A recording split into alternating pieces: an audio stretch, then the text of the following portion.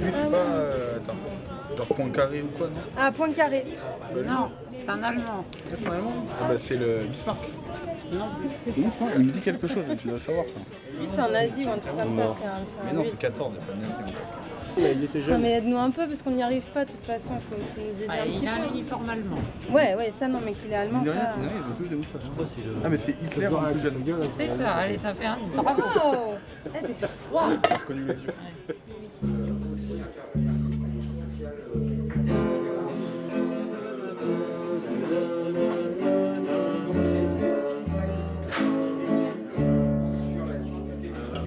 C'est fa, do, ré, la.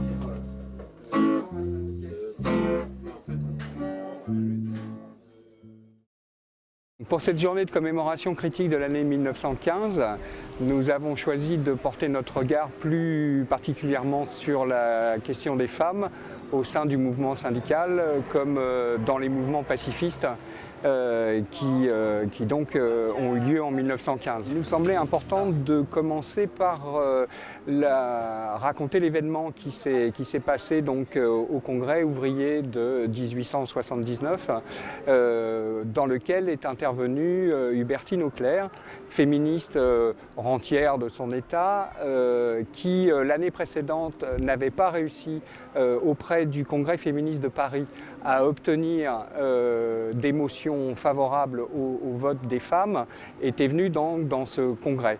Elle intervient donc au troisième jour du congrès par une intervention qui réclame de la part du mouvement le vote d'une motion qui soit les prémices de l'égalité entre les hommes et les femmes. Lors de cette intervention, elle est acclamée par l'ensemble du congrès. Donc il faut savoir que le congrès de 1879, c'est un congrès qui voit se dessiner une majorité différente de celles qui l'ont précédé, puisque depuis 1871, le mouvement ouvrier n'avait pas pu tenir de congrès avant 5 ans, donc en 1876.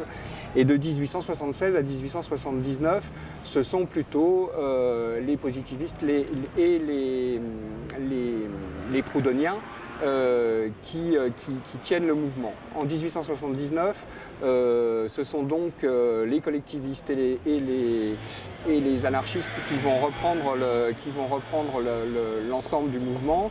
Et donc le Congrès vote cette motion qui dit en gros que le mouvement féministe et le mouvement ouvrier ont intérêt à s'allier puisqu'ils auraient les mêmes oppresseurs, et que le mouvement ouvrier ne pourra pas avoir d'avenir si les femmes n'y trouvent pas et leur place et des moyens de lutte communs.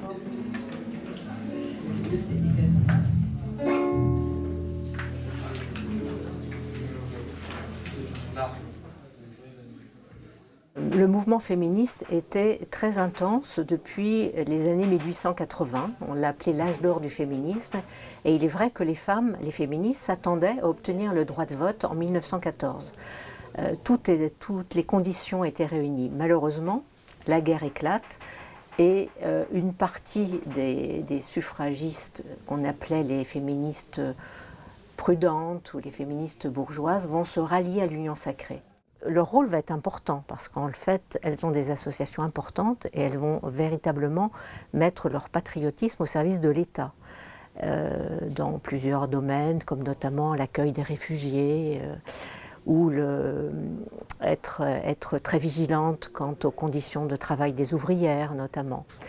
Mais une petite partie des féministes vont refuser la guerre. Elles sont surtout syndicalistes, socialistes, institutrices et évidemment pacifistes.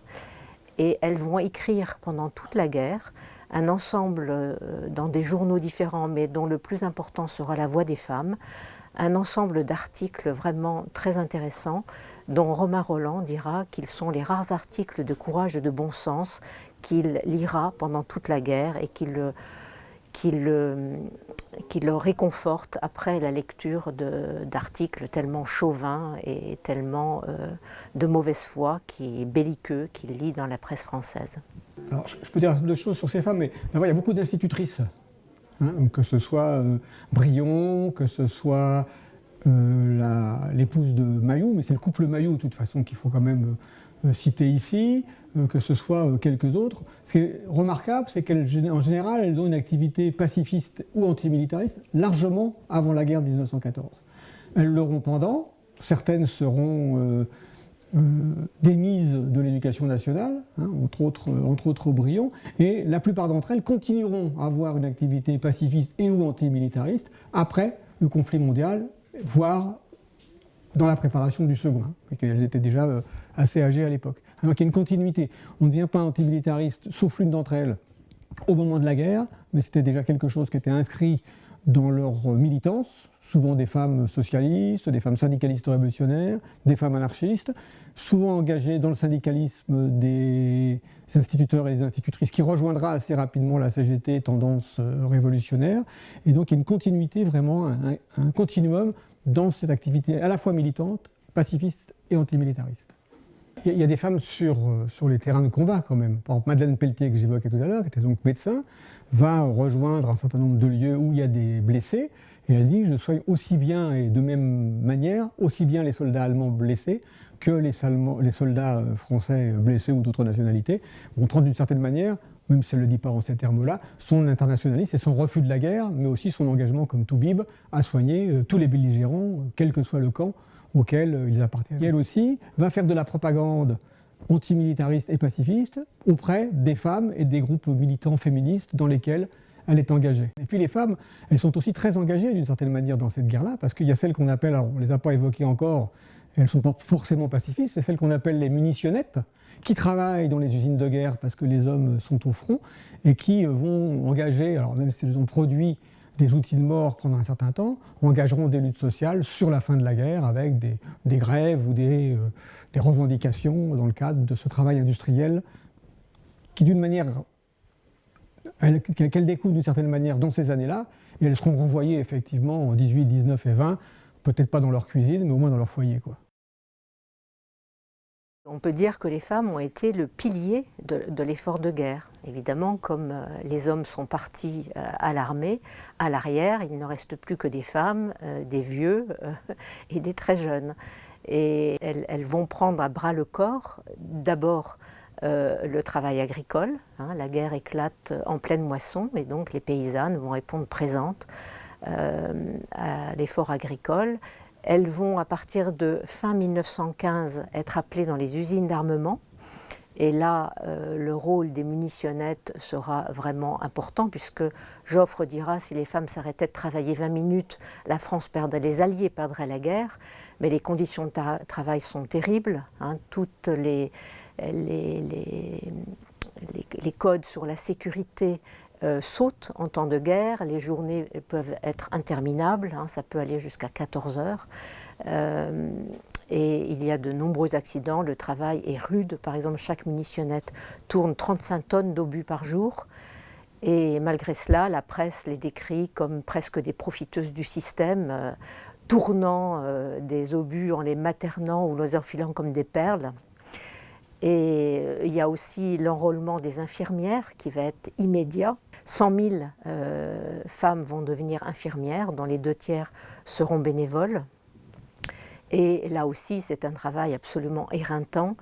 En plus, ça touche en général des jeunes filles qui ne sont pas préparées à ces spectacles de guerre, qui avaient fait leur croix rouge sur des mannequins, et ça n'a rien à voir. Celles qui sont enrôlées sur le front seront touchées, puisqu'on estime que 10% des infirmières circulant dans les zones de front laisseront leur vie. Il y a eu des initiatives intéressantes dans le domaine de la santé, notons celui de Marie Curie, hein, qui, grâce à la radiologie et grâce aux voitures qu'elle va équiper et qui vont sillonner le front, va sauver des millions d'hommes de l'amputation, voire de la mort.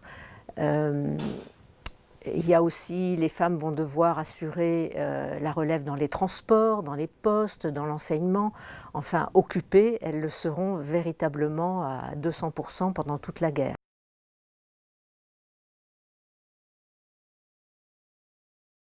On pourrait citer aussi Bertrand, qui est une femme qui alors, non seulement était institutrice, elle travaille à la Ruche avec Sébastien Faure, donc dans le cadre de la pédagogie libertaire, et elle sera très engagée sur ce terrain-là. Voilà. Et puis il y en a une que j'aimerais bien évoquer, alors qui est antérieure à tout ce moment-là, puisqu'elle n'est plus très active au moment de la guerre, c'est Séverine. Séverine aussi a été la première femme journaliste, ou quasi, quoi, et elle aussi aura un certain nombre d'activités dénonçant la guerre, sachant que la guerre, elle l'a peu connue, puisqu'elle était en exil à Versailles durant la Commune, mais elle en a connu les effets et les massacres, puisqu'elle a longtemps travaillé avec Jules Vallès, qui animait Le Cri du Peuple, qui a été un des grands journaux de l'après-commune, enfin de l'avant-commune avec Vallès, et de l'après-commune avec Séverine. Et mes travaux ont porté plus récemment sur Madeleine Vernet, par exemple, qui a mis en place, dans les années 1906 et au-delà, un orphelinat ouvrier qui s'appelait l'Avenir Social. Et cet Avenir Social avait pour but de récupérer les enfants du prolétariat, dont les parents étaient accidentés, ce qui n'était pas rare du tout à l'époque, et de les élever sur d'autres principes que dans les orphelinats, soit de curés, soit des philanthropes républicains, où ils étaient dressés pour devenir, dans le meilleur des cas, des gens qui seraient de bons piou-piou et des électeurs. Elle dit quelque part dans ses textes, si ça s'appelle l'avenir social, c'est que de l'éducation dépend une partie aussi de l'avenir social, et c'est par l'éducation qu'on créera des individus libres qui militeront pour la liberté, la leur d'abord, et la liberté d'autrui ensuite. Et donc, l'intérêt de ce que fait Madeleine Vernet, c'est ce qu'on reprochera d'ailleurs à Mayou aussi, ce qu'on avait reproché à Paul Robin antérieurement, c'est la mixité. Et donc elle voulait créer un orphelinat mixte, ce qu'elle réussit à faire, et elle veut créer une école mixte à l'intérieur ou à côté de cet orphelinat-là. Et elle sera réprimée, c'est-à-dire que l'école ne pourra jamais ouvrir, car comme à Sampuy, on va dire qu'il n'est pas question de mélanger les garçons et les filles. Il y a eu quand même des changements, bien qu'une journaliste qui s'appelle Séverine ait dit que les femmes n'ont été que les domestiques de la guerre. Et c'est vrai que dès 1918, on demande aux femmes de rentrer chez elles, on les démobilise dans les usines de façon très brutale, on leur demande de rentrer chez elles, de materner des hommes blessés et de repeupler la France. Et d'ailleurs, le gouvernement prendra des lois contre la publicité qui pourrait être faite de contraception ou d'avortement, que les féministes ont appelé les lois scélérates. Mais il y a quand même des avancées. Pour les ouvrières, ça leur a permis de faire une percée plus importante dans les métiers dits d'hommes. Le verrou du travail a sauté pour les femmes de la bourgeoisie. Elles vont s'engouffrer dans les professions libérales, avocates, journalistes, ingénieurs. L'école centrale s'ouvre aux femmes en 1919. Elles vont devenir médecins également, et elles vont s'engouffrer aussi dans le secteur du tertiaire qui se développe énormément à la fin de la guerre et dans les années 20, dans les années 30. Malgré tout, il y a aussi un secteur de travail qui va être complètement bouleversé, c'est la domesticité.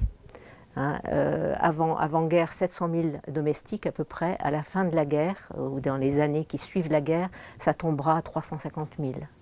Donc là, voilà, les ouvrières, en quelque sorte, les petites bonnes qui sont devenues ouvrières pendant la guerre, ont découvert la liberté, entre guillemets, du travail salarié. Donc ça, c'est important aussi. Et c'est vrai que les femmes vont devoir reprendre le flambeau de la lutte pour obtenir le droit de vote. Parce que si presque la totalité des Européennes ont obtenu le droit de vote à la fin de la guerre, les Françaises non. Et elles devront, alors qu'elles ont failli être parmi les premières à l'obtenir en 14, elles devront attendre 44 pour l'obtenir. Donc la lutte pour les droits politiques et civiques vont reprendre, notamment dans les années 30, avec une journaliste qui s'appelle Louise Weiss, qui mènera des actions un peu spectaculaires pour refaire parler de ce problème. Toute une partie des femmes qu'on a citées, elles étaient à la fois féministes, pour une part d'entre elles au moins, mais pas dans une logique de suffragette en disant on prend le pouvoir bourgeois et on va transformer l'État en État socialiste. Voilà. Ce qui a sans doute participé aussi de l'émancipation de ces femmes suite à la guerre, c'est la révolution russe, et la place des soviets et la place des femmes dans certains soviets, voire la place des femmes dans le gouvernement bolchevique, en particulier autour d'Alexandra Kollontai, qui sera rapidement d'ailleurs dénoncée comme quasi anarcho-syndicaliste dans le cadre de la minorité qu'elle anime au sein du pouvoir ouvrier, quoi. Si on revient au mouvement pacifiste, il va devenir important grâce à une réunion qui a lieu à La Haye en avril 1915, où plus de 1000 femmes de 12 pays en guerre ou pays neutres vont se réunir et vont déclarer la guerre à la guerre, mais si vous voulez, elles vont aussi préparer une paix durable. Elles vont notamment mettre au chapitre de leurs travaux l'arrêt du viol qui était considéré comme normal en temps de guerre. Et il y aura une pétition qui sera remise, 5 millions de signatures qui seront remises à Clémenceau, à la conférence de la paix, pour que le viol soit considéré comme un crime contre l'humanité. On appellerait ça comme ça aujourd'hui. Il faudra attendre 2008 pour qu'il soit reconnu comme tel à notre époque, et malheureusement, pourtant, il est toujours pratiqué.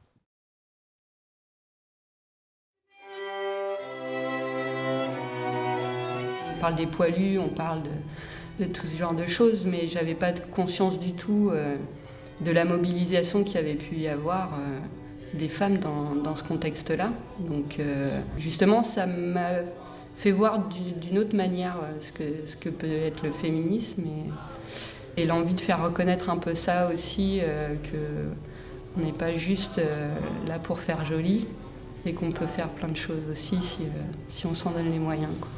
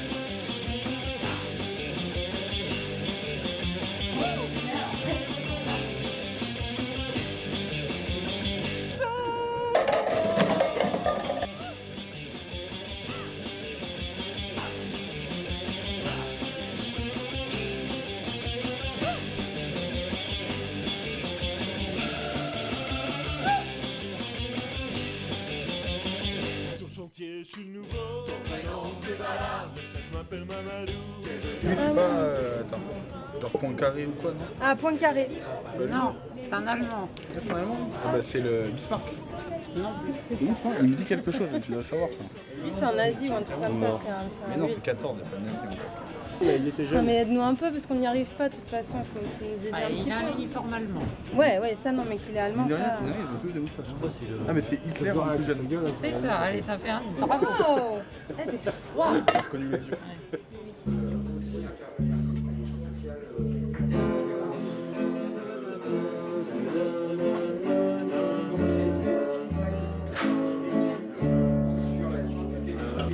C'est Fa, Do, Ré, La.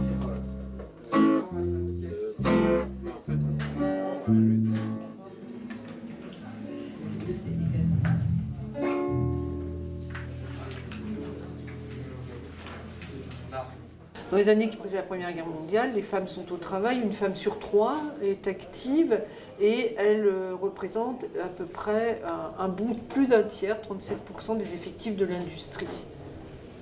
Donc évidemment, elles sont très présentes, beaucoup plus présentes dans certains secteurs que dans d'autres, notamment dans le textile et confection, mais pas que. Elles sont aussi dans la petite métallurgie, dans la verrerie, dans le cuir, etc. Et donc, elle représente quoi en termes de taux de syndicalisation? C'est faible, c'est 10% de femmes qui sont syndiquées. Et encore, les taux, ça fluctue sans arrêt parce que j'ai travaillé sur un certain nombre de grèves et on voit les effectifs s'amplifier juste avant la mobilisation, pendant la mobilisation et au sortir de la mobilisation, si elle est victorieuse. Dans le cas inverse, elle s'effondre, le taux s'effondre, donc ça fluctue sans arrêt. Mais assez peu de femmes sont syndiquées, moins que d'hommes. Et est-ce qu'on a Les taux de syndication des hommes ne sont pas extraordinaires non plus, je viens de dire. Malgré cette présence importante dans l'industrie, le travail des femmes reste mal perçu par le monde ouvrier. Certains syndicats, celui des métiers du livre par exemple, puissamment organisés et constitués, s'y opposent fermement. Les métiers du livre ont été dans les premiers à s'opposer formellement avec une hostilité constamment réitérée au travail des femmes, que ce soit pour des raisons sanitaires, que ce soit pour des raisons plus liées au genre, je dirais, sur les fonctions attribuées aux hommes et aux femmes. C'est pas qu'on considère que la femme qui travaille, c'est un tiers des femmes du peuple, n'est pas très bien moralement, bien sûr que non. Mais on estime, enfin les ouvriers ont le sentiment que ce monde de l'usine, il est effectivement dangereux pour la femme. Pas tellement pour sa moralité, mais pour son intégrité, parce qu'elle est entre autres soumise à une forme de harcèlement, on n'appelle pas ça comme ça à l'époque, de la part des contremaîtres. C'est un phénomène que l'affaire de la grève de Limoges de 1905 a mis en lumière et qui a des proportions importantes. Si les femmes sont aussi nombreuses dans l'industrie et commencent à investir des secteurs, je pense à la petite métallurgie, la serrurerie, par exemple, sur le plateau du Vimeux où elles étaient absentes, c'est parce que avec les progrès de l'industrialisation, de la mécanisation, on arrive à un travail simplifié, avec des tâches plus parcellisées. Donc tout le savoir-faire ouvrier traditionnel est du coup assez inutile, devient obsolète. Il y a une déqualification d'un certain nombre de professions et on peut employer des femmes non formées à la place des hommes formés et donc les payer moins. Du coup, effectivement, je ne vais pas dire que la présence des femmes entraîne un effondrement des salaires, mais les deux phénomènes sont concomitants. C'est dans ce contexte de forte transformation des pratiques industrielles que le mouvement féministe émergent s'empare de la question ouvrière. Les premières rencontres entre féministes et syndicalistes sont pour le moins explosives. Dans les métiers du livre, l'imprimerie